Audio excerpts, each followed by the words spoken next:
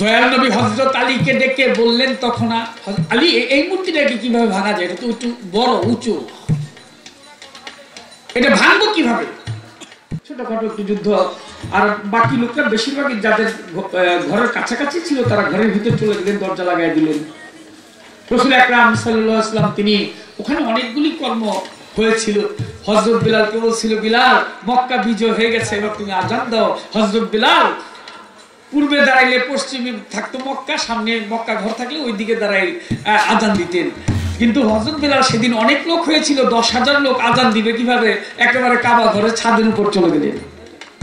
হযরত বিলাল মনে মনে ভাবে, আগে তো আমি পূর্বে দাঁড়াইলে মক্কা থাকতো আমার সামনে, পশ্চিমের দিকে আজান দিতাম। পশ্চিমে দাঁড়াইলে পূর্ব থাকতো, মক্কা থাকতো আমার সামনে, আমি এদিকে আজান দিতাম। উত্তরে দাঁড়াইলে দক্ষিণের দিকে আজান দিতাম, দক্ষিণে দাঁড়াইলে উত্তরের দিকে আজান দিতাম।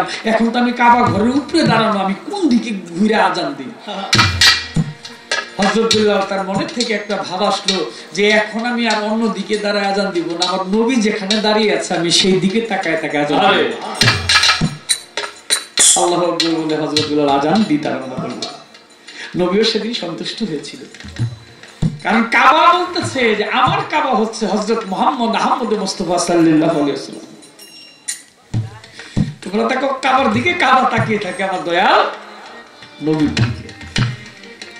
এখানে একটা প্রশ্ন আসবে, আমার কথাটা বলার একটা উদ্দেশ্য আছে। আমি যাইতেছি আস্তে আস্তে গাদির খবর দিকে, একটু মদিনা মক্কা মদিনা ঘুরে যাই। মক্কার ঘরের ভিতর 300 এই ছেলে,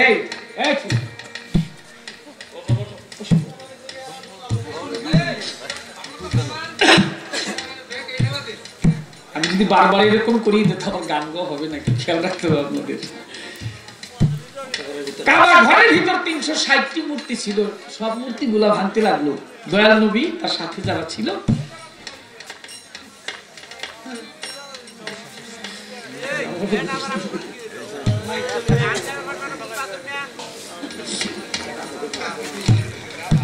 একটা মূর্তি একটু উঁচু ছিল, ভাঙতে পারে না।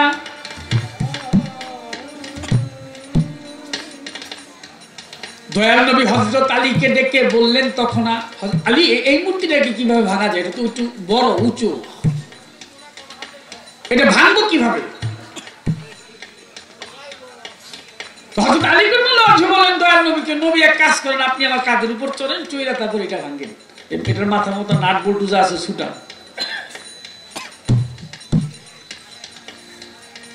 নবী বললেন, না আলী, তোমাকে জানাই তুমি আমার কাঁধের উপর চড়ো, বলি তোমার ঠাই সুবহানাল্লাহ।